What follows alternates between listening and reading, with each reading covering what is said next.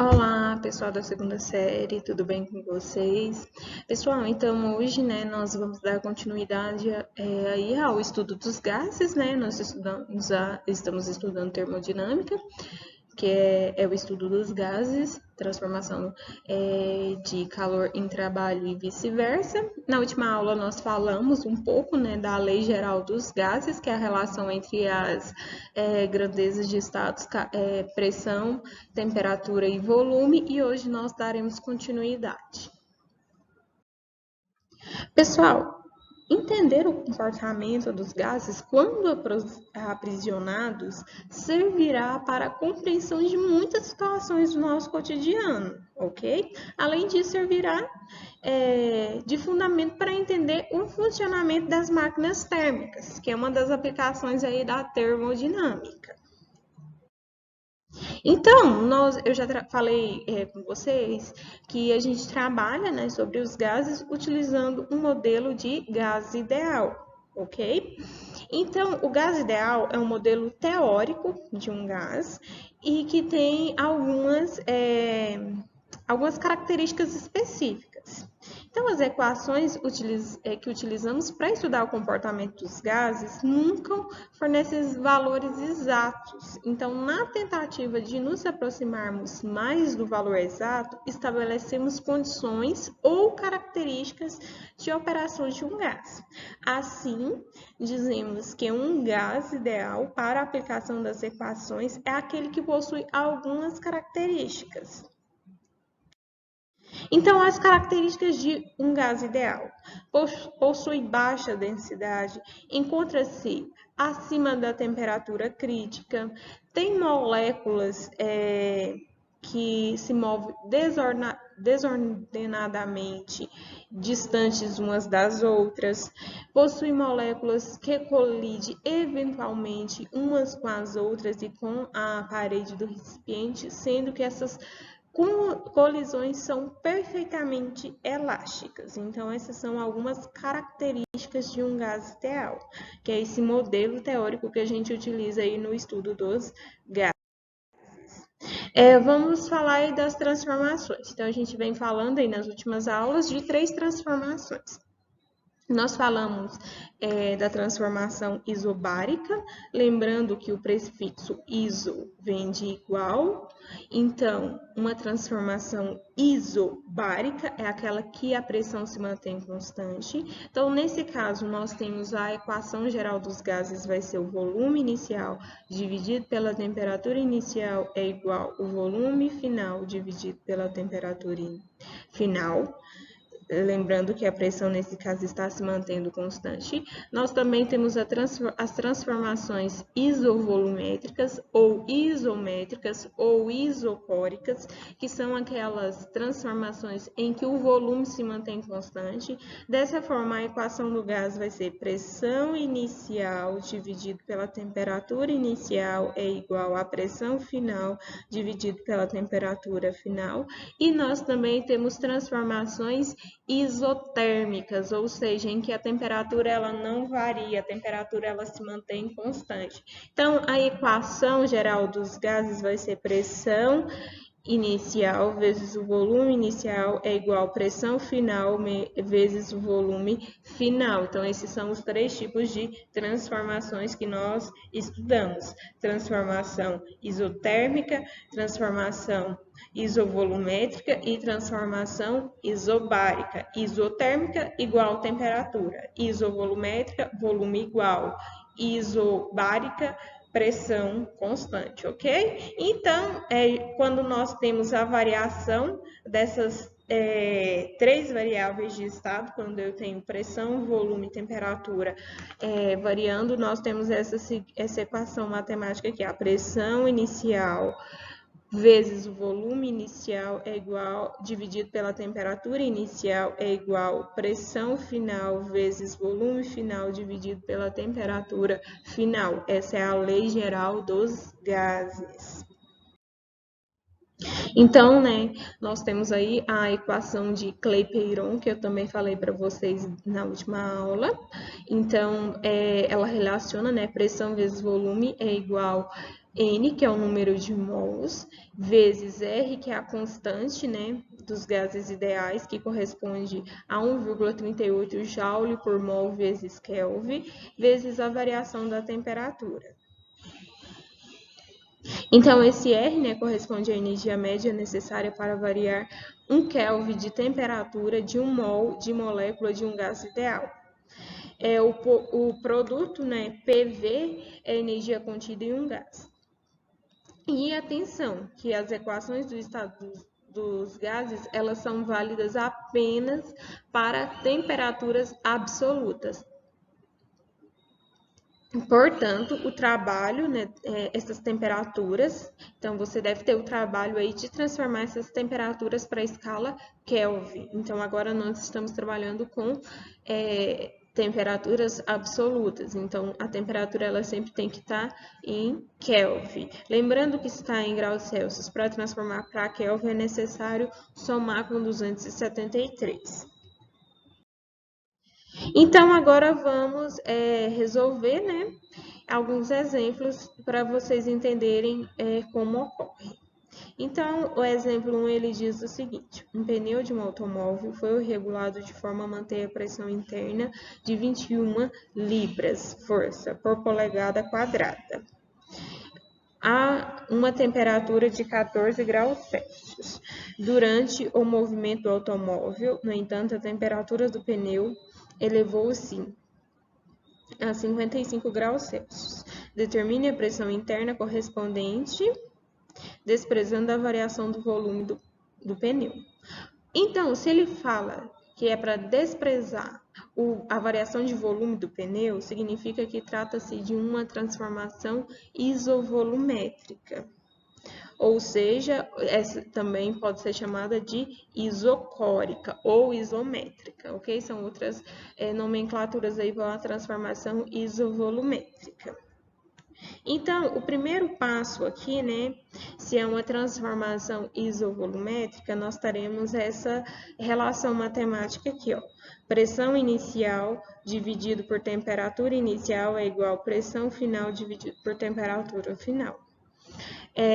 Também nós teremos aí que transformar as temperaturas que estão em graus Celsius para Kelvin. Então, para isso a gente soma 273. E agora nós vamos substituir os valores, ok? Então, vamos pegar 21, que vai ser aí a nossa pressão inicial, de 21 libras força, dividido por 287 Kelvin, que é a temperatura inicial, é igual à pressão final, que é o que eu quero descobrir, vezes, dividido pela temperatura final, que é de 328.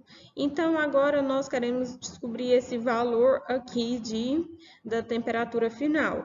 Vamos multiplicar cruzado. Olha só, esse 287, ele está dividindo, passa por outro lado multiplicando, então vai ficar 287 vezes P2, que é a pressão final, vezes esse 328, ele está dividindo, passa por outro lado multiplicando, vezes 328 igual a 328 vezes 21. Faz essa multiplicação aqui e nós teremos aí o valor da pressão, ok? Da pressão final. Pessoal, então vamos aí resolver mais um exercício, né? Então, um cilindro reto contendo um gás ideal a temperatura de 300 Kelvin é vedado por um êmbolo pesado que pode deslizar livremente. O volume ocupado pelo gás é de V0 e a pressão exercida sobre ele pelo peso do êmbolo e da coluna de ar acima dele é igual a 12 newtons por centímetros quadrados. Quando a temperatura passa para 350 Kelvin, o gás expande e o seu volume aumenta. Para que ele volte ao seu valor original, V0, mantendo a temperatura de 350 e 15, aplica-se sobre o êmbolo uma força adicional, F, verificada como mostra na figura. Nós temos a figura aí. Na letra A, ele pede para calcular a pressão do gás na situação final, isto é, quando esta está a temperatura de 350 Kelvin ocupado pelo volume inicial. E sabendo, letra B, sabendo que o pistão tem área de 225 centímetros quadrados, calcule o valor da força adicional F, que faz o volume ocupado pelo gás voltar ao seu valor original. Então, vamos resolver. Solução da letra A. Então, a transformação é a transformação isobárica, ok? Em que, então, ou seja, a pressão ela se mantém constante, de 12 newtons por centímetros quadrados. Então, será necessário calcular o volume após a expansão. Então, nós teremos, como é uma isobárica, nós teremos essa relação aqui, ó. Volume inicial, V1, dividido pela temperatura inicial, é igual ao volume final, V2, dividido pela temperatura final. Vamos substituir os valores.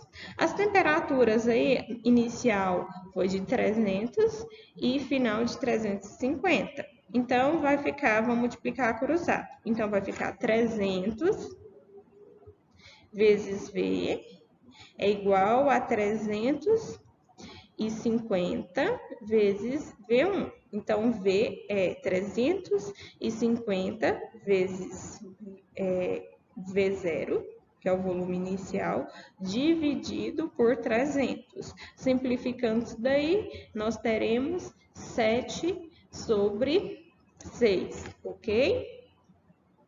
Temos o novo volume em função de um volume inicial.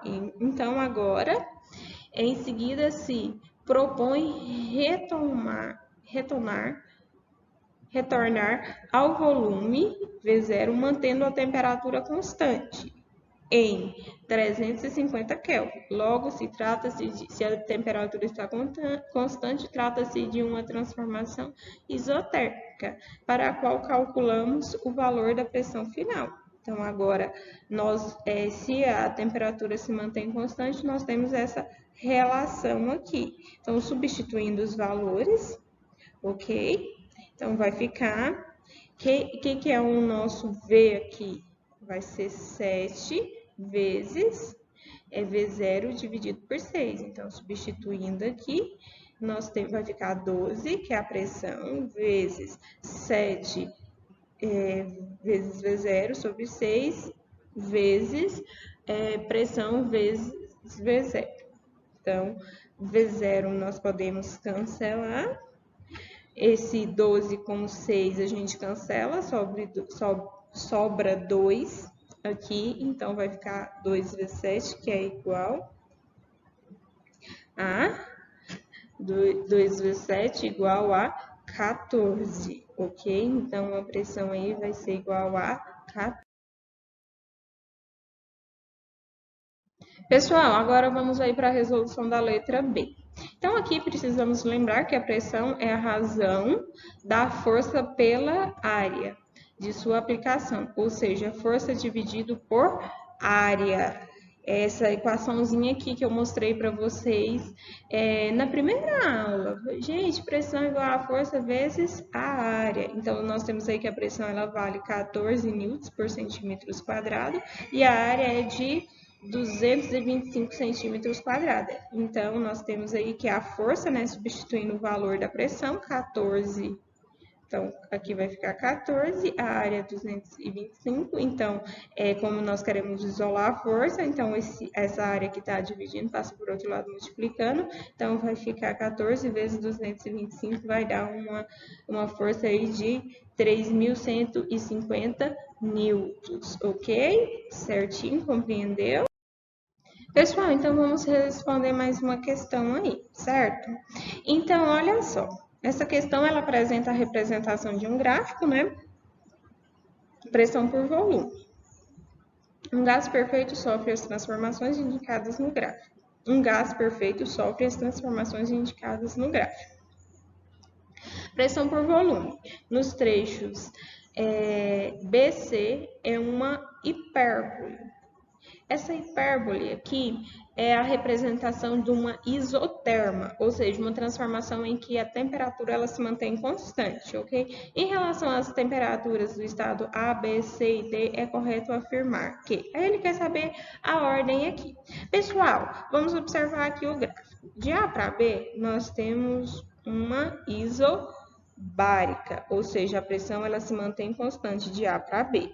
De B para C, nós temos uma isoterma, ok? A temperatura ela se mantém constante. Se a temperatura se mantém constante de B e C, logo de cara nós já percebemos que a temperatura B e C ela precisa ser igual, ela é igual, ou seja, a alternativa A e a alternativa B ela já está descartada. Então, ou vai ser C, D ou E.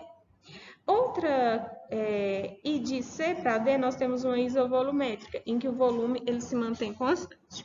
Outra coisa que nós precisamos lembrar, que quanto mais distante estiver desse eixo aqui, ó, mais elevada é a temperatura.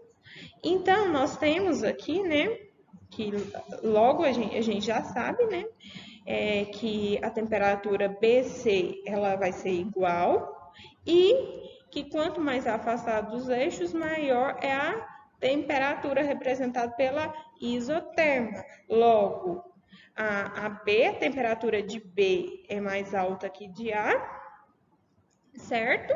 Então, assim, nós temos que a alternativa certa, ó, A é menor que B, B é igual a temperatura C, e C, a temperatura em C, ela também está mais distante do que a de D, então de C é maior do que a temperatura de D. Alternativa certa, a letra C. Pessoal, então vamos aí responder. Mais um exemplo. Sábado é dia de feijoada. Cozinheiro sabe que o feijão preto costuma ser uma leguminosa difícil de ser cozido.